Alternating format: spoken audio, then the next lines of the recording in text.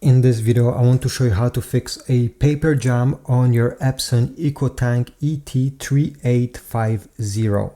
So step number one, once you get the error over there that you have a paper jam, go ahead and disconnect the printer from its power source. So on the back over here, disconnect it, even if it was turned on, because we don't want to put our fingers inside the printer while it's connected to power. First place where you can check and remove that jam, okay, that paper that is stuck, is right over there. So you see there's a gap. There's another one on the other side, by the way. Lift the top panel. Okay, it will stay in place. And now if you look inside over here, you may find some stock paper or sometimes debris. Go ahead, grab it with your fingers or a pair of tweezers. You may get this paper jam error if the ink carriage, okay, this is where the print heads are and they are moving left and right over here above the printer. If this carriage is not able to move around properly, it will give you this error. So check also right over there where you get the rollers, this belt, is everything looking okay, and yeah, remove any obstructions.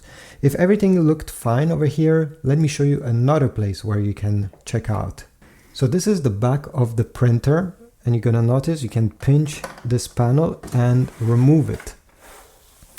If we take a look, we have more rollers.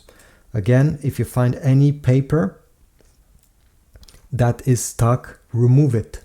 This is where the paper input is, down below, and those rollers are taking page by page every time you want to print.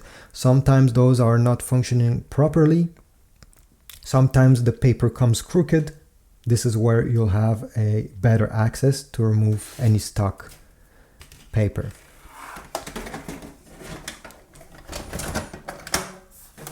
At the end, once you have fixed that paper jam, go ahead and connect your printer.